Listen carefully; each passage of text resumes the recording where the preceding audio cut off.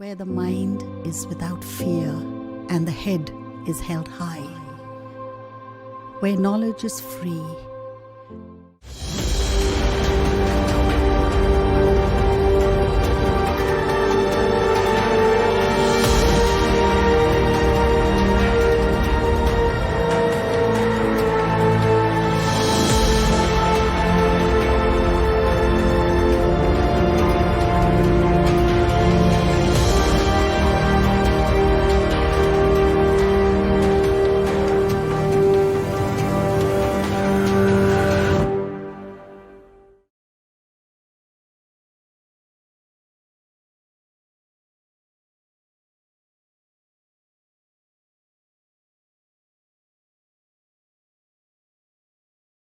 নমস্কার, মালদা জেলা অনলাইন শিক্ষায় সকলকে স্বাগত জানাই। আমি শ্রী জীবনকৃষ্ণ দেবনাথ, গাজল হাজিনাকু মোহাম্মদ উচ্চ বিদ্যালয়ের সহকারী প্রধান শিক্ষক এবং গণিতের শিক্ষক। আজ আমি দশম শ্রেণীর গণিতের ষষ্ঠ অধ্যায় চক্রবৃদ্ধি সুদ ও সমহার বৃদ্ধি বা হ্রাস অর্থাৎ compound interest and uniform rate of increase or decrease এই চ্যাপ্টারের গুরুত্বপূর্ণ বিষয়গুলি নিয়ে আলোচনা করব এবং সেই সঙ্গে টেক্সট বইয়ের কিছু অঙ্ক সমাধান করে দেওয়ার চেষ্টা করব। আর তোমরা যেহেতু দশম শ্রেণীতে পড়ো, আগামী বছর 2021 সালে তোমরা মাধ্যমিক পরীক্ষায় বসবে। এটা তোমাদের জীবনের সবচেয়ে প্রথম বড় পরীক্ষায় তোমরা অবতীর্ণ হতে যাবে। যেই স্কুলেই পড়ো না কারো, সমস্ত ছাত্রছাত্রীরা স্কুল থেকে, নিজস্ব স্কুল থেকে শ্রদ্ধেয় শিক্ষক শিক্ষিকারা প্রত্যেকটা ক্লাসের মাধ্যমে তারা তোমাদেরকে মানসিকভাবে প্রস্তুত করে তোলে এই পরীক্ষায় সাফল্যের সঙ্গে উত্তীর্ণ হওয়ার জন্য। সেই ধরনের কিছু টিপস দিয়ে যাওয়ার চেষ্টা করব যাতে এই বড় পরীক্ষায় তোমাদের কাজে লাগে। তো আমরা শুরু করতে চলেছি আজকের পাঠ, চক্রবৃদ্ধি সুদ ও সমহার বৃদ্ধি বা হ্রাস। এই চ্যাপ্টার শুরু করার আগে একটা কথা বলি যে তোমরা দেখতেই পাচ্ছ সুদ কথাটা আমরা জানি সাধারণত কোথায় হয়, এইটা ব্যাংকের সাথে রিলেটেড শব্দটা, অর্থাৎ ব্যাংকে টাকা জমা হয়, টাকা তোলা হয়। এর জন্য বাস্তবে দুই রকমের সুদ আছে। একটা হচ্ছে সরল সুদ, যা তোমাদের আগে থেকেই জানা আছে, আর একটা হচ্ছে চক্রবৃদ্ধি সুদ। চক্রবৃদ্ধি সুদ কি, এই নিয়ে আলোচনা করার আগে আমি তোমাদের আজকে একটা গল্প শোনাই, একটা গল্প দেখাই। সেই গল্প দেখে নিয়ে তারপরে আমরা আলোচনায় ঢুকবো চক্রবৃদ্ধি সুদ কী জিনিস। আশা করি এটা দেখলেই তোমরা বুঝতে পারবে। তোমরা একটু দেখো, দুই বন্ধুর গল্প স্ক্রিনে চলে এসছে। দেখো, ব্যাংক একটি, আমরা সবাই জানি এই ব্যাংকের নাম স্টেট ব্যাংক অফ ইন্ডিয়া। টাকা জমা বা তোলা যাই হোক না কেন, সবার জন্য আমরা কোথায় যাই, যে কোনো আর্থিক প্রতিষ্ঠান, সবার আগে ব্যাংকের কথা মনে পড়ে। আমি একটা ব্যাংক দিয়েছি। সৌরভ এবং সচিন দুজনেই টাকা জমা দিল। টাকা জমা দিয়ে চলে আসলো। আসার পরে কি হলো, 1 বছর পরে, দেখো 1 বছর পরে সৌরভ আর ব্যাংকে গেল না, সচিন ব্যাংকে গেল। সচিন ব্যাংকে গিয়ে কী করলো, সচিন ব্যাংকে গিয়ে টাকাটা যা হয়েছে সুদসহ সেই টাকাটা তুলে নিল। 10,000 টাকা জমা দিয়েছিল। জমা দেওয়ার পরে সে ফেরত পেল হচ্ছে 10,500 টাকা। তুলে নেওয়ার পরে মোট 10,500 টাকা তার কাছে হলো। সে ভাবলো যে না, টাকাটা আমি নিয়ে যাব না, থাক, আরেক বছর পরে এসে আবার টাকাটা জমা রেখে দিই, 1 বছর পরে এসে আবার তুলবো, ঠিক আছে। এরপরে সে টাকাটা জমা দিয়ে চলে গেল। যাওয়ার পরে কি হলো, দেখো 2 বছর পরে দেখতে পাচ্ছ সৌরভ এবং সচিন দুজনেই টাকা তুলতে এসছে। কাউন্টারে 2 বছর হয়ে গেছে, অর্থাৎ সচিন মাঝে একবার গেছিলো, সৌরভ কিন্তু যায়নি। সৌরভ 2 বছর পরে আসলো, এসে টাকা তুললো। 10,000 টাকা জমা দিয়েছে, 2 বছর পরে তুললো। সৌরভ পেল কত, 11,000 টাকা। সচিন কত টাকা পাচ্ছে, সচিন পাচ্ছে 11,025 টাকা। এইবার সৌরভ তো জানে না কি ঘটেছে এর মধ্যে। সৌরভ না জানার জন্য সৌরভ কি করলো, সচিনকে বললো এরকম কেন হলো, দুজনেই 10,000 টাকাই জমা দিয়েছি, অথচ দেখা যাচ্ছে তুমি 25 টাকা বেশি পেলে, আমি কম পেলাম। দুজন মিলে ম্যানেজারবাবুর কাছে গেল। যাওয়ার পরে ম্যানেজারবাবুকে বললেন যে, তারা বলল যে স্যার এরকম হলো কেন। ম্যানেজারবাবু হাসছেন শুনে, তারপরে বললেন শোনো, দেখো কি হয়েছে। সৌরভ কি করেছে, এখানে দেখো আসল হচ্ছে তার কত, 10,000 টাকা। সৌরভ 10,000 টাকা জমা রেখেছে, সুদের হার কত, 5%। কত সময়ের জন্য টাকাটা রেখেছিল, 2 বছর। তাহলে আমরা জানি এই সরল সুদ নির্ণয়ের সূত্র তোমরা জানো, মোট সুদ সমান কত, পি আর টি বাই 100। এর সুদ করলে পরে হয় 10,000। পি এর মান, টি এর মান হচ্ছে 2 বছর এবং আর এর মান 5 বাই 100। দেখো ক্যালকুলেশন করে আমরা কত টাকা পাচ্ছি, 1,000 টাকা। তাহলে সুদ আসল সহ সৌরভ কত টাকা ফেরত পেল, 10,000, আর 1,000 যোগ করলে হলো 11,000 টাকা। কিন্তু শচীনের ক্ষেত্রে কি ঘটেছে দেখো একটু। শচীন কি করেছে, 1 বছর শেষে যখন শচীন গেছিল তখন সে 1 বছরের সুদ পেয়েছিল, কত টাকা পেয়েছিল, 500 টাকা। তাহলে ব্যাংক থেকে ক্যাশিয়ার তাকে কত টাকা ফেরত দিয়েছিলেন, 10,000 আর 500 টাকা, 10,500 টাকা। সে কি করলে, এই টাকাটা নিয়ে সঙ্গে সঙ্গে জমা দিয়েছিল। তাহলে আর 1 বছর, অর্থাৎ দ্বিতীয় বছরে তার আসলটা কত হলো, 10,500 টাকা। সময় হচ্ছে 1 বছর, সুদের হার 5%, 100 টাকা। এর সুদ কত দাঁড়ালো, 525। তাহলে সুদ আসল তার কত হলো, 10,000 প্লাস 525 সমান হলো 11,025।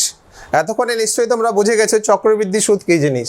কী ঘটনাটা ঘটেছে দুজনের মধ্যে ঘটনাটা এইটাই ঘটেছে যে প্রথম বছর শচীনের আসল ছিল 10,000 টাকা, দ্বিতীয় বছর শচীনের আসল হয়েছে 500 টাকা। কিন্তু সৌরভের ক্ষেত্রে তা হয়নি। তাই জন্য কি হলো যে শচীনের সুদের পরিমাণ সৌরভের সুদের পরিমাণের থেকে বেশি হলো। এই যে আসলটা, অর্থাৎ যখন আসলটা প্রত্যেক বছর অন্তর অন্তর পরিবর্তন হয়ে যাচ্ছে, তখনই কি হচ্ছে, সুদের আবার সুদ আমরা পাচ্ছি। এই যে 25 টাকা বেশি সুদ হয়েছে সেটা কার সুদ, এই যে 500 টাকাটা প্রথম বছর সুদ হয়েছিল সেটা আসলের সঙ্গে যুক্ত হয়ে গেছে।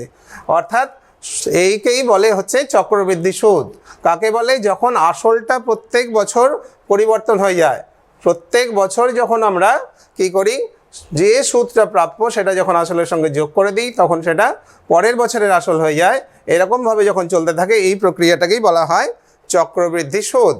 চক্রবৃদ্ধি সুদ নির্ণয়ের ক্ষেত্রে তাহলে আমরা কি জানলাম, যে চক্রবৃদ্ধি সুদ আর কিছুই নয়, সরল সুদের সাথে চক্রবৃদ্ধি সুদের পার্থক্য এইখানেই যে সরল সুদের ক্ষেত্রে আসল প্রত্যেক বছর একই থাকবে, কিন্তু চক্রবৃদ্ধি সুদের সময় আমরা যখন নির্ণয় করব তখন প্রত্যেক বছরের আসল পরিবর্তন হয়ে যাবে। নিশ্চয়ই তোমরা বুঝতে পারলে। আমি যদি ডেফিনেশনটা দেখানোর চেষ্টা করি, দেখো কাকে বলে চক্রবৃদ্ধি সুদ, আমরা কি বলবো, আসল বা মূলধনের কথা আগে বলি, তারপরে সুদের কথা বলছি। এই চক্রবৃদ্ধি সুদ নির্ণয় চ্যাপ্টারে তোমরা ক্লাস 10-এই আগে দ্বিতীয় অধ্যায়ে সরল সুদ করেছো। এই সরল সুদ আমাদের অক্রমণী স্কুলের মাস্টারমশাই চন্দনবাবু অত্যন্ত প্রাঞ্জলভাবে বুঝিয়েছেন। আশা করি তোমরা খুব সুন্দরভাবে বুঝেছো, অনেক অঙ্কগুলো সমাধান করেছো। এইবার আমরা চক্রবৃদ্ধি সুদের সমস্যার সমাধান করব।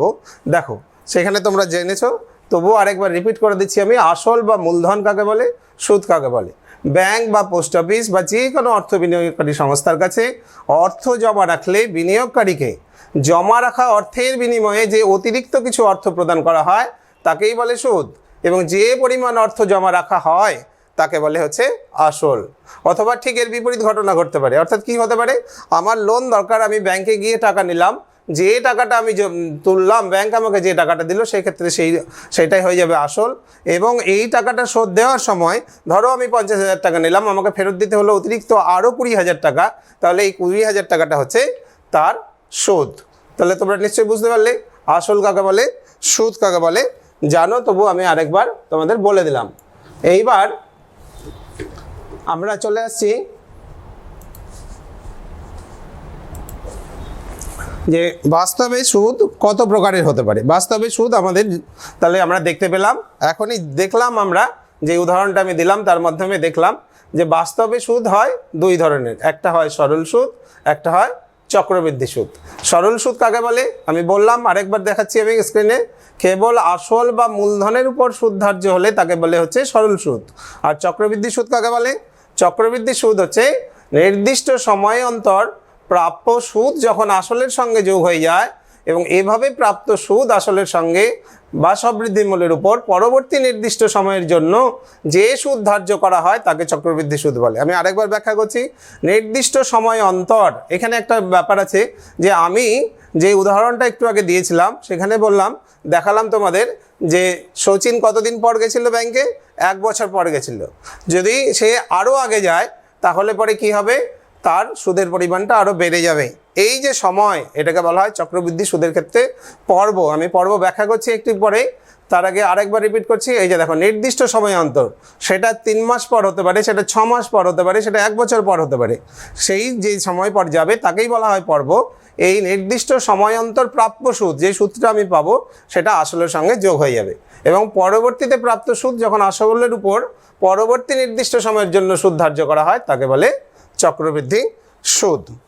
এখনই যে আমি গল্পটা তোমাদের বললাম, আশা করি তোমরা মনোযোগ দিয়ে শুনলে এবং দেখেছো। প্রত্যেকেই আমি বলবো যে যেহেতু এটা গণিতের ক্লাস, প্রত্যেকে খাতা কলম এবং যে টেক্সট বই স্কুল থেকে তোমাদের দেওয়া হয়েছে সেটা সঙ্গে রাখো। আমি এখন অঙ্কগুলো বোঝাবো, বুঝিয়ে বোর্ডে করে দেবো, সঙ্গে সঙ্গে অত্যন্ত মনোযোগ দিয়ে শুনবে এবং শোনার সঙ্গে সঙ্গে অঙ্কগুলো তোমরা খাতায় করবে। আমি যেখানে ছিলাম সেখান থেকে শুরু করি। যে আমি বলছিলাম পর্ব, দেখো পর্ব কাকে বলে। পর্ব আমি এখনই তোমাদের গল্পে বলছিলাম যে 1 বছর পর গেছে, অর্থাৎ সুদটা যোগ হয়েছিল ওইখানে 10,000 টাকার যে 1 বছরের সুদ, 1,000 টাকা 1 বছরে হয়েছিল। তাহলে এইটা যদি 1 বছর পরে না গিয়ে আমি যদি 6 মাস পরেই যেতাম তাহলে সুদটা অনেক আগে আসলের সঙ্গে যোগ হতো। তাহলে যোগ হলে কি হবে, সুদ এই যে চক্রবৃদ্ধি সুদের পরিমাণটা বেড়ে যাবে। এটা 6 মাস না হয় 3 মাসও হতে পারে। এই রকম যে সময় অন্তর সুদ আসলের সঙ্গে যোগ হয়ে যায় তাকেই বলে হচ্ছে পর্ব। সাধারণত আমরা আমাদের ক্লাস 10-এর সিলেবাসে 1 বছর 6 মাস বা 3 মাস এই 3টেই পর্ব পাবো, এবং বাস্তবেও দেখা যায় যে কোনো ব্যাংকিং প্রতিষ্ঠানে 3 মাস অন্তর সুদটা আসলের সঙ্গে যুক্ত হয়ে যায়।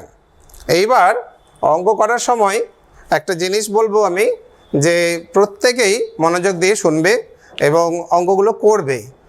একটা মানে বাস্তব সত্যি কথা যেটা আমাদের স্বীকার করে নিতেই হয়, যখন মাধ্যমিক পরীক্ষার ফল হচ্ছে তখন আমরা কি দেখছি, এখনও কিছু ছাত্রছাত্রী অকৃতকার্য হচ্ছে, এবং তাদের ক্ষেত্রে যদি বিচার বিশ্লেষণ করে দেখা যায় বেশিরভাগের ক্ষেত্রেই কমন একটা সাবজেক্ট সেটা হচ্ছে অঙ্ক। তো আমি তাদের জন্য বলছি, আমরা কখনো চাই না যে একটি ছাত্র বা ছাত্রীও অকৃতকার্য হোক। এসবের যদিও অনেক কারণ থাকে, এই কারণগুলো বিশ্লেষণ করার সময় এখন নয়। ধরো অনেকে বিভিন্ন কারণে স্কুলে আসতে পারে না, তারা স্কুলের খাতায় নাম লিখে রেখেছে, কোনো মতো পরীক্ষাটা দিচ্ছে, তারা ক্লাস করার সুযোগ পায় না, বাড়িতে সবাই কাজ করে, বাড়িতে থাকতে হয়। তবে আমাদের মালদা জেলার যে প্রশাসনিক উদ্যোগ, প্রশংসনীয় উদ্যোগ, সেই উদ্যোগ চূড়ান্ত সাফল্য লাভ করবে যদি, যেহেতু শিক্ষা পৌঁছে গেছে এখন নিজেদের ঘরে, প্রত্যেকে যদি তোমরা এই ক্লাসগুলো, এই 1 ঘন্টার ক্লাস ঠিক মতো মনোযোগ দিয়ে শোনো, আমি দায়িত্ব নিয়ে বলতে পারি ফেল কেউ করবে না। ফেল করানো অত্যন্ত কঠিন। একদম প্রত্যন্ত অঞ্চলের প্রান্তের ছাত্রছাত্রীদের জন্য বলছি, এই 1 ঘন্টা মনোযোগ দিয়ে শোনো।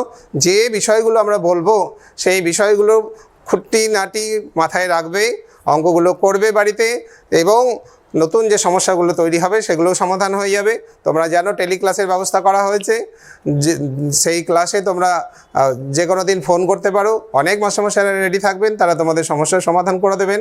ফলে কোনো অসুবিধা আশা করি হবে না। একটু মনোযোগ দিতে হবে, একটু শুনতে হবে, একটু টেকনিক্যালি তোমাদেরকে সাউন্ড হতে হবে। কীরকম, ধরো আমি যদি বলি যে যারা একেবারেই অঙ্ক পারে না, রিমেম্বার দিস, আমি সেই সমস্ত ছাত্রছাত্রীদের কথা বলছি যারা ছোটোবেলা থেকেই অঙ্কের ভীতি নিয়ে তৈরি হয়েছে। আমি অঙ্ক পারি না এই কনসেপ্ট যাদের মধ্যে হয়েছে, আমি একেবারে বাস্তব অভিজ্ঞতা থেকে বলছি। আমি গত বছর একটি স্কুলের খাতা পেয়েছিলাম, সেখানে 150টি মেয়ের খাতা ছিল। একটি মেয়েকে 0 দিতে আমার খুবই কষ্ট হয়েছিল, কিন্তু উপায় কিছু ছিল না। মেয়েটি পুরো খাতাতে কিছু লেখেনি, শুধুমাত্র খাতার মধ্যে 2 লাইন লিখেছিল, যা নাকি অঙ্কের কোনো বিষয় নেই, ভৌতবিজ্ঞানের একটা কিছু লিখেছিল, যা আবার ঠিকমতো পড়াও যায় না। এই ধরনের ছাত্রছাত্রী যারা আছে তাদের জন্য আমি বলছি, দেখো আমরা যদি একটু বিচার বিশ্লেষণ করে দেখি, একটু বুদ্ধি করে পড়ি, তাহলে কিন্তু ফেল করানো অত্যন্ত কঠিন হয়ে যাবে। কি হতে পারে তোমরা খেয়াল করে দেখো, পাটিগণিতে তোমাদের টেক্সট বইয়েই দেওয়া আছে, পাটিগণিতে মোট বরাদ্দ নম্বর হচ্ছে 9। এই 9-এর মধ্যে 2 নম্বরের 1 নম্বরে 2টো কোশ্চেন থাকে, যা হচ্ছে MCQ টাইপ, অর্থাৎ মাল্টিপল চয়েস কোশ্চেন, সত্য অথবা মিথ্যা লেখো অথবা শূন্যস্থান পূরণ করো। আমরা যে কথাগুলো বলবো, আগের দিন সরল সুদ চ্যাপ্টারে চন্দনবাবু যা বলেছেন এবং আমি যে কথাগুলো আজকে বলছি এই কথাগুলো শুনে রাখলেই, মনোযোগ দিয়ে যদি তোমরা শোনো, তাহলেই কিন্তু এই 2 নম্বর পাবে, নিজেরাই উত্তর দিতে পারবে। আর একটা কোশ্চেন থাকে 2 নম্বরের, 1 নম্বরে, এটাও একই। আর একটা কোশ্চেন থাকে হচ্ছে 5 নম্বরে। 5 নম্বরে একটা কোশ্চেন এখানে থাকে হচ্ছে 2টো প্রশ্ন, 2টির মধ্যে যে কোনো একটি করো, এই হচ্ছে 5 নম্বর। তাহলে পরে এই যে 5 নম্বর আমি তাদের জন্য বলছি, তোমরা যদি একটু 2020 সালের কোশ্চেনটা ওলট পালট করে দেখো, তাহলে দেখতে পাবে যে এইখানে পাটিগণিতে মোট 3টে চ্যাপ্টার আছে। একটা সরল সুদ, একটা চক্রবৃদ্ধি সুদ ও সমাহার বৃদ্ধি, আর একটা হলো অংশীদারি কারবার। 5 নম্বরে যে 2টো কোশ্চেন 2020 সালে এসেছিল, তা হচ্ছে একটা অংশীদারি কারবার, একটা সমাহার বৃদ্ধি থেকে। সুতরাং কি দাঁড়ালো, তাহলে এটা সহজেই অনুমেয়। আমি কিন্তু আবার রিপিট করছি, আমি তাদের জন্য বলছি যারা একেবারেই পরীক্ষায় অঙ্ক টাচ করতে পারছে না, তাদের জন্য অংশীদারি কারবারটাকে যদি আমি ছেড়ে দিই, চক্রবৃদ্ধি সুদ অবশ্যই জানবো, কিন্তু চক্রবৃদ্ধি সুদ এবং সরল সুদের অঙ্কগুলো যদি সুন্দর করে করি, তাহলে নিশ্চিতভাবে আমি 5-এ 5 নম্বর পাবো। তাহলে সুতরাং পাটিগণিত থেকে 9 নম্বর তোলা প্রত্যেকের পক্ষে অত্যন্ত সহজ। আমি চেষ্টা করব অত্যন্ত প্রাঞ্জলভাবে নতুন কিছু টেকনিক দিয়ে, যা টিপস দিয়ে আমি আগেই বলেছি, তোমরা আগামী বছর একটা জীবনের সবচেয়ে প্রথম বড় পরীক্ষায় অবতীর্ণ হতে যাচ্ছ, যেখানে তোমাদের মানসিক সাহায্য দরকার হয়। প্রত্যেক স্কুলের সম্মানীয় শিক্ষক শিক্ষিকারা সেটা করেন ক্লাসের মধ্যে দিয়ে। আমিও চেষ্টা করব সেরকমভাবে তোমাদেরকে ইনফ্লুয়েন্স করার এবং নতুন কিছু টিপস দেওয়ার, যাতে করে পরীক্ষায় খুব সহজে ভুল না হয়, সেগুলো তৈরি করে দেওয়া। আর এই চ্যাপ্টারটা, যেই চ্যাপ্টারে আমরা আছি, চক্রবৃদ্ধি সুদ বা সরল সুদ, এই চ্যাপ্টার তোমরা প্রত্যেকেই জানো অত্যন্ত গুরুত্বপূর্ণ। কেন গুরুত্বপূর্ণ? এর উপযোগিতা সবচেয়ে বেশি। আজকের যুগে ব্যাংকে যায়নি এরকম মানুষ পাওয়া বোধহয় বিরল। শুধুমাত্র চাকরিজীবী বা ব্যবসায়ীরা নয়, আজকে কৃষকদের যেতে হচ্ছে, তাদের যে ধান চাল তারা বিক্রি করছে, তাদের টাকা সরকার অ্যাকাউন্টের মাধ্যমে পে করছে। আজকে এমনকি যারা কাজ করছে, 100 দিনের কাজ, তাদেরও টাকা অ্যাকাউন্টের মাধ্যমে দেওয়া হচ্ছে। ফলে এই যে চ্যাপ্টারটা অত্যন্ত গুরুত্বপূর্ণ। আর তোমরা যারা ছাত্রছাত্রী সামনে আছো আমার, তারাও দেখো, তারাও বিভিন্ন scholarship, Shikshashree, Kanyashree, pre matric, minority, বিভিন্ন কাজে তোমাদের অ্যাকাউন্ট লাগে। প্রায় বেশিরভাগ ছাত্রছাত্রীর অ্যাকাউন্ট আছে, কিন্তু এটা বাস্তব সত্যি কথা, প্রত্যেকেরই অভিজ্ঞতা খুব একটা ভালো নয় ব্যাংকে যাওয়ার। প্রথমেই আমাদের যে জিনিসগুলো সম্পর্কে জানা থাকে না, কোন অ্যাকাউন্ট খুলবো, কোথায় খুলবো, কি অ্যাকাউন্ট খুললে আমার সুবিধা হবে, নমিনি রাখা চলবে কি না, এই খুব সাধারণ জিনিসগুলো আমাদের খুব সমস্যায় ফেলে দেয়। আমরা ব্যাংকে যাই, ব্যাংকে গিয়ে খুব ভিড় থাকে, এমনও অভিজ্ঞতা অনেকেরই আছে, তোমরা দেখো, মিলিয়ে নিতে পারবে, বা যারা আছেন তারাও মিলিয়ে নিতে পারবেন। একটা কাউন্টারে হয়তো দাঁড়ানো হলো, 20 মিনিট পরে আমার লাইন আসলো, তারপরে কাউন্টার থেকে বলা হলো যে এখানে নয়। সেই জন্য আমি বলবো যে আমার এই চ্যানেলের মাধ্যমে, এই প্রোগ্রামের মাধ্যমে অনুরোধ, অনেকেই হয়তো দেখছেন পদাধিকারীরা, তাদেরকে বলবো যে ব্যাংকে এই জিনিসটা খুব জরুরি, যে ব্যাংকে যারা পদাধিকারী আছেন তাদের টেবিলে অন্তত তাদের নাম এবং ডেজিগনেশন থাক, এবং কোন টেবিলে কোন কাজ হচ্ছে কোন কাউন্টারে তার একটা বড় ডিসপ্লে দরকার। প্রত্যেকেই কম বেশি কখনো না কখনো এই জন্য ভুক্তভোগী হন, সেটা একটা অন্য পর্ব। আর এই যে পড়াশোনা, এই পড়াশোনা যা বাস্তবে আমাদের খুব কার্যকরী, এই চ্যাপ্টারটাকে আরও সুন্দরভাবে তুলে ধরা উচিত, আরও বেশি করে এই চ্যাপ্টারটা দেওয়া উচিত। এইখানে আগের সিলেবাসে ছিল, অনেকটাই ব্যাংকিং ছিল, এই ব্যাংকিংটাকে আরও বাড়ানো উচিত, যে আমার ব্যাংকিংয়ে কোন কোন পরিষেবাগুলো আমরা নিতে পারি, যাতে করে আমাদের সুরক্ষা এবং আমাদের যে চাহিদা সেটা পূরণ হয়। তো যাই হোক, সেই দিকটায় পরে যাচ্ছি। এবার আমি চলে আসি আমাদের চ্যাপ্টারের মধ্যে, এইটা বলা থাকলো। এবার আমি চ্যাপ্টারের মধ্যে এসে চক্রবৃদ্ধি সুদ শুরু করতে গেলেই প্রথমে আমি যা করব সেটা হচ্ছে, তোমরা সরল সুদে যা শিখেছো ঠিক তাই, নতুন কিছু নয়, শুধু সেটাকে কিভাবে আমরা পাল্টে দিতে পারি, অর্থাৎ সুদটা প্রত্যেক পর্ব অন্তর অন্তর পরিবর্তন হবে। অঙ্কের মধ্যেই বলে দেওয়া থাকবে পর্বটা, সেই পর্ব অন্তর আমরা আসলটাকে পাল্টে দেব, পাল্টে দিয়ে যা সুদের হার দেওয়া থাকবে সেই সুদের হারে সেই বছরের সুদটা নির্ণয় করব। ধরো যদি 3 বছরের বা 2 বছরের দেওয়া থাকে, প্রথম বছর আসল যা থাকলো, যা সুদ হলো, দ্বিতীয় বছর যখন আমি নির্ণয় করব তখন সুদটাকে আসলের সঙ্গে যুক্ত করে দেবো। আমি সূত্র নতুন কিছু নেই, তবুও একটা বীজগণিতিক সূত্র আছে, আমি এস্টাবলিশ করে দেবো। তোমরা দেখো খাতা কলম নিয়ে নাও, একটা অঙ্ক চুজ করছি, একটা অঙ্ক আমরা সমাধান করব, সঙ্গে সঙ্গে সূত্রটাও এস্টাবলিশ করে দেবো। অনেকগুলো পদ্ধতি আছে, খুব সহজে করা যায়। আমি তিনটেই পদ্ধতি দেখাচ্ছি একটা অঙ্ক নিয়ে। তোমাদের টেক্সট বইয়ের পেজ নাম্বার 112, কোশ্চেন নাম্বার 3 বার করে ফেলো সবাই। 112 page, question number 3।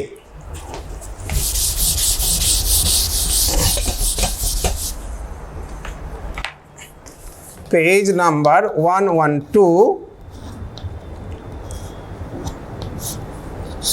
Question number 3। কোশ্চেনটা কি আছে দেখো। গৌতম বাবু 2000 টাকা বার্ষিক 6% চক্রবৃদ্ধি সুদের হারে 2 বছরের জন্য ধার নিয়েছেন। 2 বছর পরে তিনি কত টাকা চক্রবৃদ্ধি সুদ দেবেন তা হিসাব করে লেখো। তাহলে প্রথমে আসল কত, 2000 টাকা, সুদের হার কত দেওয়া আছে 6%, সময় কত 2 বছর। তাহলে কটা বছর হলো, স্পেলটা দেখে নাও। এখানে হচ্ছে স্পেলটা হচ্ছে দুটো স্পেল, একটা প্রথম বছর, একটা হলো দ্বিতীয় বছর। তাহলে প্রথম বছরের আসল আলাদা হবে, আমি আগেই বলেছি, দ্বিতীয় বছরের আসল আলাদা হবে। আমরা প্রথমে শুরু করছি এইভাবে, দেখো প্রথম বছরের জন্য আসল, প্রথম বছরের, এটা একটা পদ্ধতি, প্রথম পদ্ধতিতে আমি শুরু করছি, জন্য আসল লিখলাম 2000 টাকা। ঠিক, এবার প্রথম বছরের সুদ কত হবে, প্রথম বছরের সুদ কত টাকা হবে, 2000 টাকার কত পার্সেন্ট, 6% বার করে নিলেই হবে, 6 × 100, তাহলে কত দাঁড়ালো দেখো 120 টাকা। তাহলে 1 বছর পরে, এখানে যেহেতু পর্বটা বার্ষিক বলেই দিয়েছে, সাধারণত বার্ষিক থাকে, অথবা যদি অন্য কোনো পর্ব হয় তাহলে উল্লেখ করা থাকবে। তবে মাধ্যমিকের সিলেবাসে 3টির বেশি থাকবে না, 6 মাস অথবা 3 মাস। তাহলে কি দাঁড়ালো দেখো, প্রথম বছরের জন্য আসল 2000 টাকা, প্রথম বছরের সুদ হচ্ছে 120 টাকা। এইবার প্রথম বছরের শেষে সুদ আসল কত হয়ে যাচ্ছে, এটাকে বলা হয় সমূল চক্রবৃদ্ধি। 2000 আর 120 আমরা যোগ করে দেবো, এইটাই হয়ে গেল কি দ্বিতীয় বছরের জন্য আসল। অত্যন্ত সহজ, এমন কিছু ব্যাপার নয়। দ্বিতীয় বছরের জন্য আসল,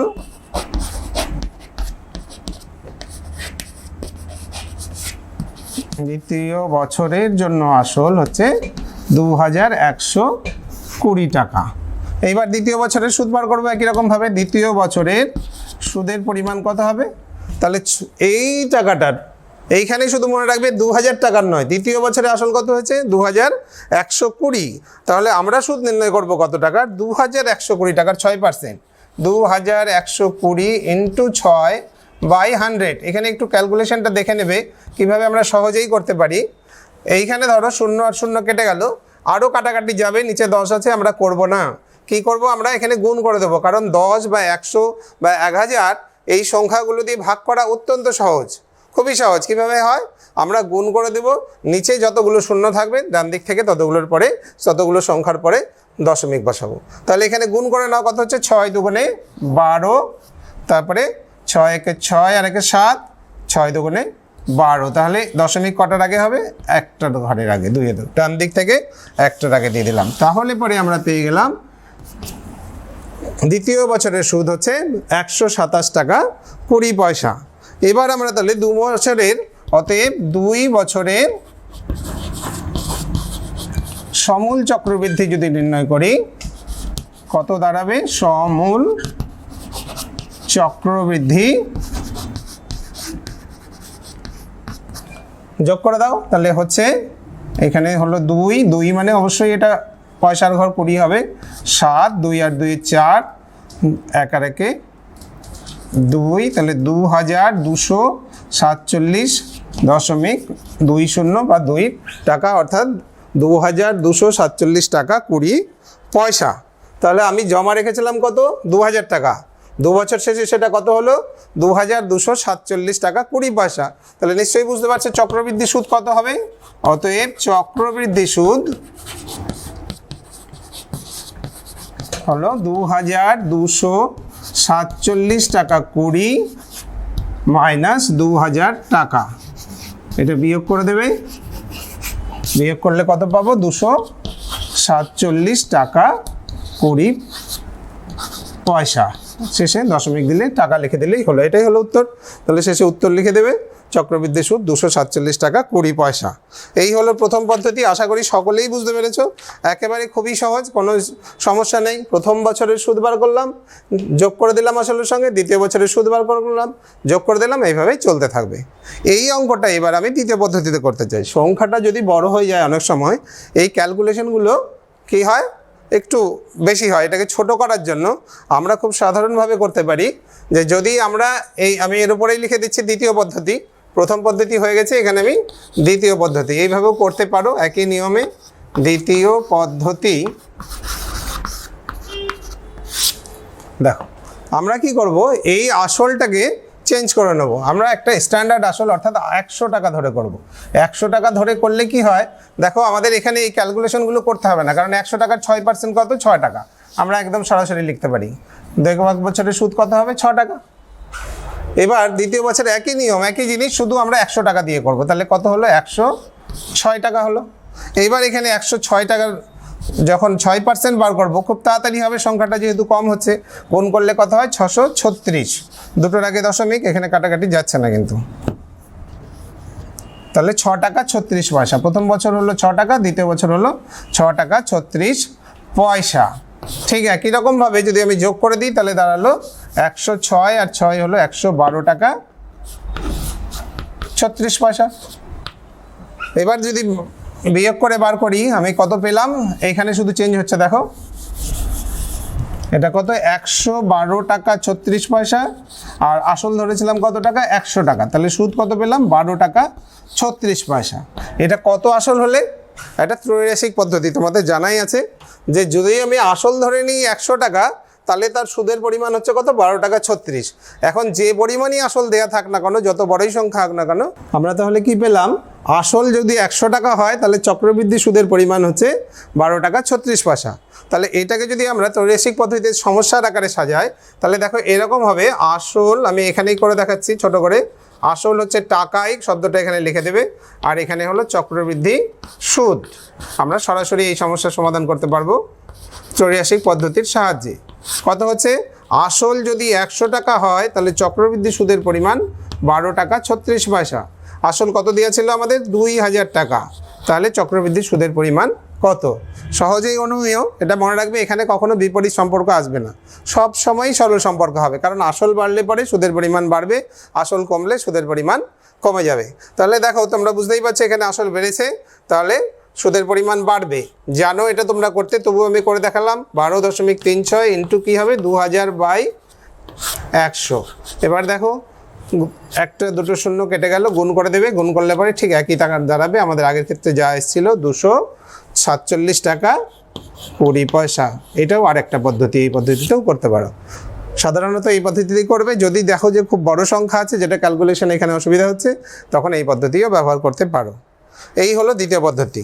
এবার আসবো সবচেয়ে ছোট পদ্ধতি এবং সহজেই হবে, বীজগাণিতিক পদ্ধতি।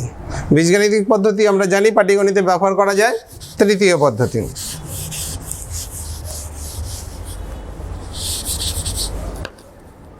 তৃতীয় পদ্ধতি এখান থেকেই তৈরি করা হয়েছে। আমরা একটা সূত্র তৈরি করব। আসলে কি বীজগাণিতিক পদ্ধতি তৈরি করা হয়েছে মূল সূত্র থেকেই। যে এইখানে কি করা হয়েছে আমি দেখাচ্ছি, কোনো সূত্রের পরিবর্তন ঘটানো হয়নি। কিভাবে সহজেই সূত্র প্রয়োগ করে আমরা নির্ণয় করতে পারি। আমরা আসলটাকে যদি পি টাকা ধরি, এখানে যদি পি ধরি, তাহলে সুদের হার যখন 8% হয়, আসল ধরে নিলাম, এখানে লিখে রাখলাম আসল হচ্ছে পি টাকা, সুদের হার হচ্ছে 8%, পি টাকা এবং 8%। তাহলে দেখো সুদের হারে কত হয়? পি ইন্টু টি এর মান হচ্ছে বছর হচ্ছে 1 এবং R/100, অর্থাৎ দাঁড়ালো এটা PR/100। আমি যদি এখানে লিখি তাহলে প্রথম বছরের সুদ দাঁড়ালো PR/100।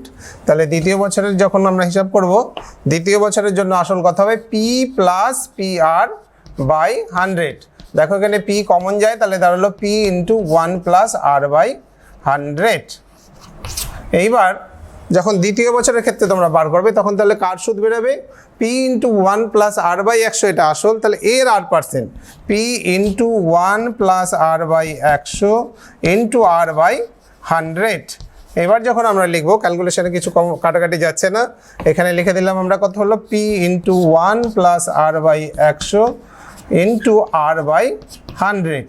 এবার যদি আমরা এই দুটো লাইন যোগ করি 2 বছরের শেষে, এখানে দেখো বোর্ডের জায়গা ছোট বলে আমি একবারে দেখাচ্ছি, এইটার এটা যোগ হবে, অর্থাৎ p into one plus r by 100, p into one plus r by 100 into r by 100।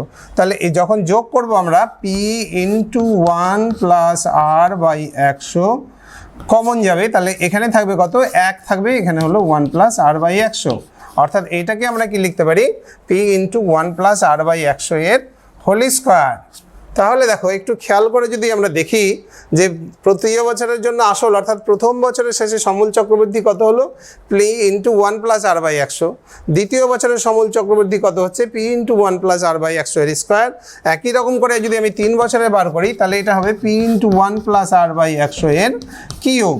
তাহলে এখান থেকে এটাকে বলে ম্যাথমেটিক্যাল ইন্ডাকশন বা গাণিতিক আরোহ পদ্ধতিতে আমরা এটার সিদ্ধান্ত নিয়ে লিখতে পারি, কি লিখতে পারি, যে যদি বছরের সংখ্যা n হয়, n হয়, তাহলে n বছরের শেষে সমূল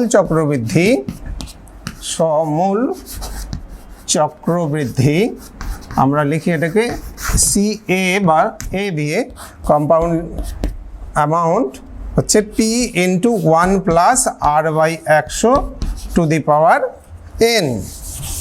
আমি আগেই দেখালাম 2 বছরের শেষে 2 হলো, 3 বছরের শেষে 3 হলো, তাহলে n বছরের শেষে কত হবে, n, যেখানে n হচ্ছে সময় বছরে। তাহলে পরে আমরা যদি এই মানগুলো বসিয়ে দেই, সরাসরি সমূল চক্রবৃদ্ধি নির্ণয় করতে পারবো। তাহলে আমরা যেই অঙ্কে ছিলাম সেই অঙ্কে যদি আবার চলে যাই, তাহলে কি দেখাতে পাচ্ছি যে গৌতম বাবুর যখন টাকা জমা রেখেছিল, আসল কত ছিল, পি এর মান ছিল 2000 টাকা, সুদের হার ছিল হচ্ছে 6% এবং সময় ছিল 2 বছর।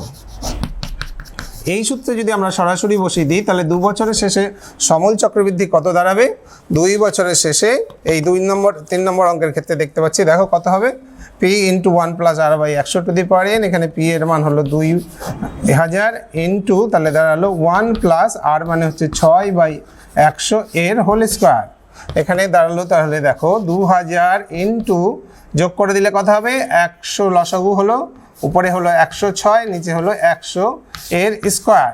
এবার আমি একটা দেখো শর্টকাট নিয়ম দেখাবো, অনেক সময় গুণ করতে অসুবিধা হয় বলে আমরা এটা অ্যাভয়েড করার চেষ্টা করব। দেখো এই গুণ অত্যন্ত সহজে করা যায়। 3 সংখ্যার একটা অঙ্ক, শতক স্থানীয় অঙ্ক যেখানে আছে, তার গুণ বর্গ কি করে নির্ণয় করা যায়, অত্যন্ত সহজে বার করে দেওয়া যায়। ক্যালকুলেটরে চাপতে যত সময় লাগবে তার চাইতে কম সময়ে করে দেওয়া যায়।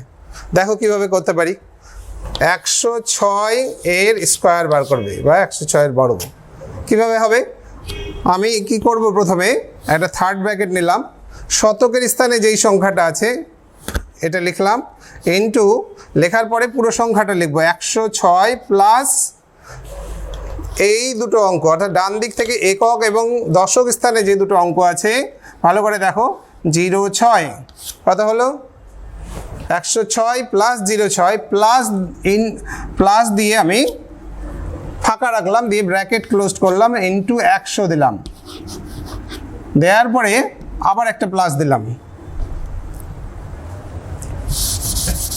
বুঝতে পারবে না বলে আমি এটা মিটিয়ে দিচ্ছি, দেখো প্লাস দিলাম। এখানে কত লিখবো খেয়াল করো, এই যে সংখ্যাটা আন্ডারলাইন করেছিলাম 2 অঙ্কের 06, এইটার বর্গ করব, 06 এর স্কোয়ার কত, 036। কেন লিখলাম 3 অঙ্কে, এইখানে সংখ্যাটাই যে শতক স্থানের সংখ্যাটা লিখবে হচ্ছে এইখানে, এবং 2 অঙ্কের সংখ্যাটা লিখবে ডান দিকে। তাহলে যোগ করে এবার দেখো কত হয় ক্যালকুলেশন করলে, 106 আর 6 হলো 112 ইন্টু 100, 112 ইন্টু 100, তাকে 100 দিয়ে গুণ, প্লাস 36, তাহলে এর বর্গ হচ্ছে 11236, 11236।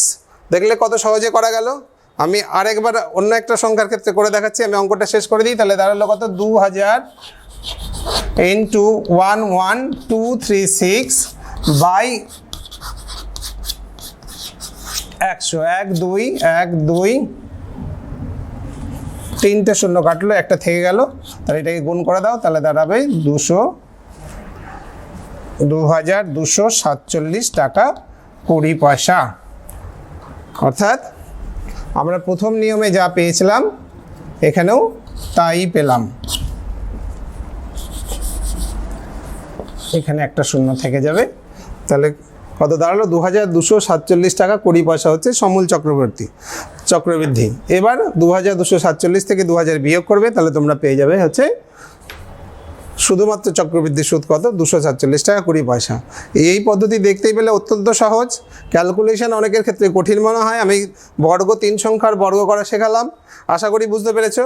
আমি আরেকটা দেখাচ্ছি, করে দেখো কত সহজে করা যায়। যে কোনো সংখ্যার বর্গ, অঙ্কটা কমপ্লিট হয়েছে। যে কোনো 3 অঙ্কের সংখ্যার বর্গ নির্ণয় করা ক্যালকুলেটরের চাইতে আগে হবে। একটু ভালো করে দেখবে। আবার আমি দেখাচ্ছি, ধরো 211 এই সংখ্যাটার বর্গ নির্ণয় করতে চাইছো, কত হবে? 2 লিখলাম প্রথমে, পুরো সংখ্যাটা লিখে দিলাম 211 যোগ 2 অঙ্কের যে সংখ্যাটা আছে কত হলো? 11। এটার সঙ্গে যোগ করব কত? এই 11 এর বর্গ। 11 এর বর্গ কত আমাদের জানা আছে? 121। এই 121টাকে দুটো পার্টে ভাগ করতে হবে। প্রথম পার্টে থাকলো 1 × 100 প্লাস যে 2 অঙ্কের সংখ্যাটা থাকলো 21, এটা ডান দিকে লিখলাম। দেখো কি দাঁড়ালো? তাহলে 211কে 2 দিয়ে গুণ, আগে যোগ করে না। 211 প্লাস 11 কত হলো? 222। 222-এর সাথে 2 দিয়ে গুণ করলে 444 প্লাস 1 × 100 প্লাস 21, তাহলে দাঁড়ালো 445। 100 দিয়ে গুণ করলে 00 প্লাস 21, তাহলে 44521। এটা হচ্ছে 211 এর বর্গ। আরও একটা করে দেখাচ্ছি, নিশ্চয়ই ভালো লাগছে, কারো অসুবিধা হবে না। যেই পদ্ধতিতে করলে বর্গ করাতেই আমাদের সময় লাগে। ধরো 111 এর বর্গ করছি, তাহলে কত হবে? প্রথমে কত লিখবে? 111 প্লাস 11, 111 প্লাস 11 লেখার পরে কি বলছি আমি? এইখানে গুণ হবে কত দিয়ে? প্রথমে 1 আছে বলে 1 দিয়ে, প্লাস কত হবে? এই যে ডান দিকে 2 অঙ্কের সংখ্যা কত? 11। 11 এর বর্গ কত? 121। 121 হলে এইখানে 100 দিয়ে গুণ, 21 থাকবে ডান দিকে আর 1 থাকবে এখানে। এইটা শুধু খেয়াল করবে, এটাকে দুটো পার্টে ভাগ করবে। শতকের অঙ্কটাকে লিখবে ব্র্যাকেটের মধ্যে, আর 2 অঙ্কের ডান দিক থেকে সংখ্যাটাকে ডান দিকে লিখবে। 1 দিয়ে গুণ করলে কি হবে? তাহলে 111 আর 11 কত হলো? 122। তার সাথে 1 যোগ আছে, তাহলে কত হয়? 123। 123-এর সাথে 100 গুণ, দুটো শূন্য প্লাস 21, তাহলে দেখো কি দাঁড়ালো? 12321। দেখো ক্যালকুলেটারের সঙ্গে চেয়ে তাড়াতাড়ি হলো কিনা। আশা করি একটা শর্টকাট টেকনিক দেখাতে পারলাম। আমি কি চেষ্টা করছি? আমি চেষ্টা করছি তোমাদের যে 4-5 মাস ধরে গোটা পৃথিবী করোনার কবলে আক্রান্ত, তোমাদের যে স্বাভাবিক দৈনন্দিন জীবনযাত্রা ব্যাহত হয়েছে, একঘেয়েমি চলে এসছে, একঘেয়েমি একটু কাটানোর, তার সঙ্গে যাতে করে পড়াশোনাটাও চালিয়ে যাওয়া যায়, একটু ভালো লাগে সেটা দিয়ে এই চ্যাপ্টারটাও আমরা সুন্দরভাবে শেষ করার চেষ্টা করব। এবার আমি চলে যাব নেক্সট চ্যাপ্টারে। এবার একটা অঙ্ক করে দেখালাম, আমি একটু সমহার বৃদ্ধির কথা বলি, তারপরে যদি সময় থাকে আরেকটা অঙ্ক করে দেওয়ার চেষ্টা করব। এই যে সুদের হারটা আমরা যে অঙ্কটা করলাম, প্রথম বছরে সুদ ছিল 6%, দ্বিতীয় বছরে 6%। এটা যে সব সময় একই হারে থাকবে তা নির্দিষ্ট নয়। এই সুদের হারটাও পরিবর্তন হতে পারে। যদি পরিবর্তন হয় তাহলে আমরা দ্বিতীয় বছরে যখন আসল নিচ্ছি, প্রথম বছর যেমন আমি করলাম 6% ছিল, যদি বলা থাকতো দ্বিতীয় বছর 7%, তাহলে দ্বিতীয় বছরে যখন সুদ বার করবে তখন সেটা 7% হার ধরে নেবে। আর বীজগাণিতিক পদ্ধতিতে কি হবে?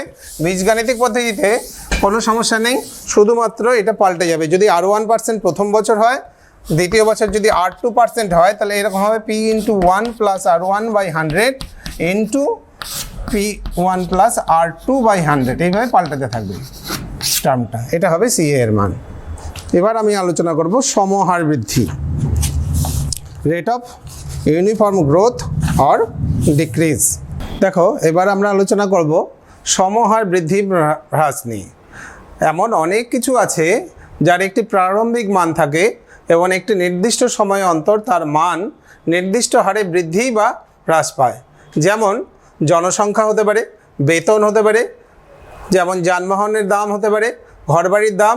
বেতন বৃদ্ধি পায়, জনসংখ্যা সাধারণত বৃদ্ধি পায়। আর একটা যানবাহন, ধরো একটা মোটরসাইকেল যদি আমি আজকে কিনি, তাহলে তোমরা নিশ্চয়ই আন্দাজ করতে পারছো বাস্তব অভিজ্ঞতা থেকে যে 1 বছর পরে মোটরসাইকেলটার দাম কী হবে?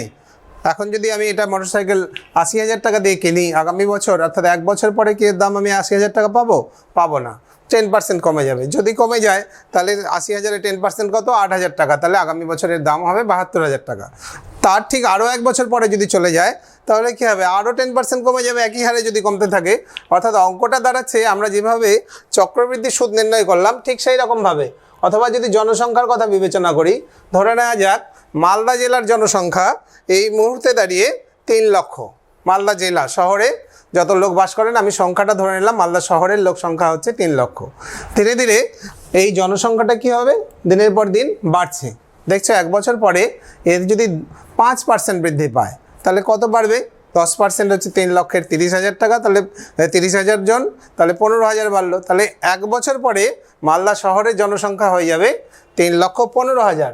ঠিক তারও 1 বছর পরে যদি একই হারে বাড়তে থাকে, দেখতে পাচ্ছ এটা একটা স্টেশনের ছবি, আন্দাজ করতে পারছো নিশ্চয়ই, এটা হচ্ছে শিয়ালদা স্টেশনের ছবি। টাইম দেখা যাচ্ছে সন্ধ্যে 6টায়, কি ভিড় থাকে, কি ধরনের জনবিস্ফোরণ সেটা তোমরা দেখতে পাচ্ছ নিশ্চয়ই। তাহলে এই আবার কি করব আমরা, 3,15,000 যেখানে ছিলাম তার আবার 10% বাড়াবো। অর্থাৎ কম্পেয়ার করে দেখো, এখন যে আমরা চক্রবৃদ্ধি সুদ শিখলাম সেই চক্রবৃদ্ধি সুদ নির্ণয়ের সূত্রটাই যদি প্রয়োগ করে দিই, যে আমরা যদি ধরে নিই যে প্রাথমিক জনসংখ্যা প্রথমে ছিল হচ্ছে 3 লক্ষ, জনসংখ্যা বৃদ্ধির হার হচ্ছে 5% এবং জনসংখ্যা বৃদ্ধির যে সময় বলা হয়েছে এখানে কত বছর বললাম, 2 বছর। তাহলে তার মান কত হবে, তাহলে আমরা এই সূত্রের সাহায্যে নির্ণয় করে নিতে পারি। চক্রবৃদ্ধি হার সুদ নির্ণয়ের যে সূত্র এখনই শিখলাম আমরা, যে যদি কোনো আমরা যেখানে এখানে এ কে বলেছিলাম সমূল চক্রবৃদ্ধি, এখানে শুধু শব্দটা পরিবর্তন করব। এখানে কি লিখেছি দেখো, কোনো কিছুর প্রারম্ভিক মান যদি পি হয়, অর্থাৎ এখানে পি বলতে কি বোঝায়, কি হচ্ছে এখানে পিটা ছাড়া পড়েছে, পি হচ্ছে এখানে পি থাকবে একটা, পি ইন্টু 1 + r/100 হবে। প্রাথমিক জনসংখ্যা হলো পি, জনসংখ্যা বৃদ্ধির হার হচ্ছে r%, আর n বছর যদি 2 বছর হয় তাহলে 2 হবে, 3 বছর হলে 3 হবে। একই রকমভাবে যদি কমে যায় তাহলে কি হবে, শুধু প্লাসের জায়গাতে মাইনাস আসবে। কমে যায় কখন, আমি এখনই উদাহরণ দিলাম যে যদি একটি মোটরসাইকেল বা একটি গাড়ি আমরা কিনি তাহলে কি হয়, এর দাম বছর অন্তর প্রত্যেক বছর বা বছরে যদি r% করে কমতে থাকে তাহলে এর মান কত হবে, এর মান হবে 5 বছর পরে যদি হয় তাহলে n এর মান 5, পি এখানে একটা হবে পি ইন্টু 1 - r/100 এই অঙ্কগুলো চক্রবৃদ্ধি হার সুদের সাথে একেবারে মিলে গেল। আমরা একটা অঙ্ক করব এখন, এই অঙ্কে আমরা দেখব কিভাবে চক্রবৃদ্ধি হার সুদ নির্ণয়ের নীতি প্রয়োগ করে সমহার বৃদ্ধি বা হ্রাসের অঙ্ক সমাধান করা যায়। পেজ নাম্বার 117, সমহার বৃদ্ধি বা হ্রাস, এই চ্যাপ্টার 6.2 কোশ্চেন নাম্বার 5 এটা সমাধান করার শুরু করলাম। কোশ্চেন নাম্বার 5 দেখো কি আছে অঙ্কটা। পুরুলিয়া জেলায় পথ নিরাপত্তা সংক্রান্ত প্রচার অভিযানের মাধ্যমে পথ দুর্ঘটনার প্রতি বছর তার পূর্ব বছরের তুলনায় 10% হ্রাস পেয়েছে। বর্তমান বছরে এই জেলায় 8,748টি পথ দুর্ঘটনা ঘটে থাকলে 3 বছর আগে পথ দুর্ঘটনার সংখ্যা কত ছিল।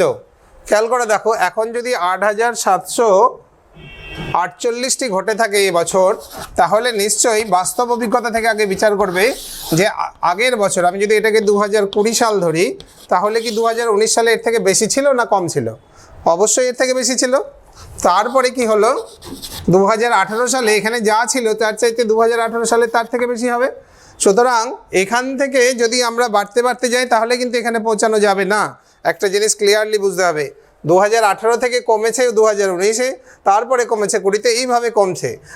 একটা জিনিস ভালো করে খেয়াল করে দেখো, যে এই জিনিসটা এখানে বোঝার দরকার, গণ্ডগোল হয়ে যায় আমাদের, যে এখান থেকে যদি আমি বাড়িয়ে নিয়ে ওখানে চলে যাই তাহলে পৌঁছাতে পারবো না।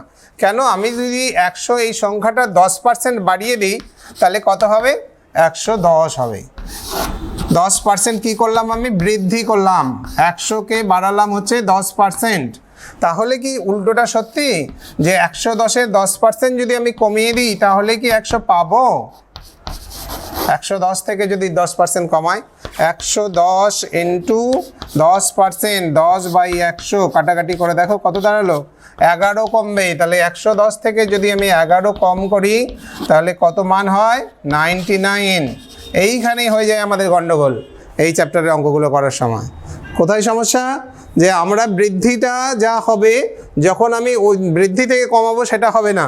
সেই অঙ্কটা দেখো ঠিক একই রকমভাবে বলে দেওয়া আছে, আজকে 3 বছরের আগের বার করতে হবে। তাহলে আমাকে কি করতে হবে? 3 বছরের আগের সংখ্যাটা ধরে নিতে হবে, সেখান থেকে কমিয়ে আমি আসবো হচ্ছে আজকের সময়ে 3 বছর পরে এবং সেটাকে তুলনা করে দেবো। এটা বীজগাণিতিকভাবে আমরা সমাধান করবো। আশা করি তোমাদের বোঝাতে পারলাম। তাহলে আমরা ধরবো, মনে করি 3 বছর আগে দুর্ঘটনা ঘটেছিল কটি? এক্সটি। মনে করি 3 বছর আগে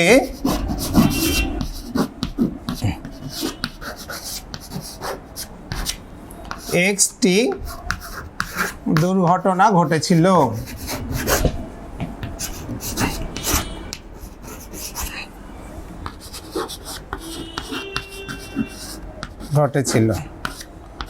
এবার কি কি দেওয়া আছে? আমাদের দেওয়া আছে দুর্ঘটনা আগের বছরের তুলনায় কত কমছে? 10% করে কমছে। আর 3 বছরের বার করতে হবে। তাহলে পরে 3 বছরে অর্থাৎ বর্তমান বছরে, অতএব বর্তমান বছরে দুর্ঘটনার সংখ্যা কত হবে সেই অনুযায়ী দুর্ঘটনার সংখ্যা দাঁড়াবে, সূত্রটা আমি বললাম যে যদি কমে যায় তাহলে হবে মাইনাস, যদি বেড়ে যায় তাহলে হবে প্লাস। তাহলে p into 1 minus r by 100 to the power n। এখানে p এর মান কত ধরেছে? x। 1 মাইনাস r মানে কত? 10%। তাহলে 10 বাই 100 টু দি পাওয়ার কত হবে? এটা 3। আমি যদি কাটাকাটি করি তাহলে দাঁড়ালো 1 এর 10 মানে x ইন্টু 9 বাই 1 বিয়োগ 1 এর 10 মানে হলো 9 বাই 10 এর কিউব। তাহলে x ইন্টু 9 এর কিউব কত হচ্ছে? 9 ইন্টু 9 ইন্টু 9। এটাই লিখে দিতে পারো, কোনো অসুবিধা নাই। 3 বার, যেহেতু কাটাকাটি পরে করতে হবে, এই গুণ করার প্রয়োজন নাই। আর 10 এর কিউব মানে 1 এর পরে হচ্ছে 3টা শূন্য। এই সংখ্যাটাই দেওয়া আছে আমাদের এখানে। কত?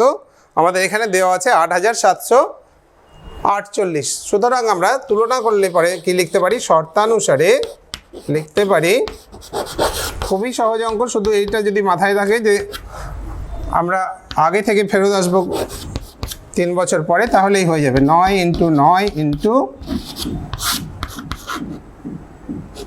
9 বাই 1000 ইকুয়াল টু 8748। আমি মিটিয়ে দিলাম ডান দিকটা। সমাধান করবো এটা।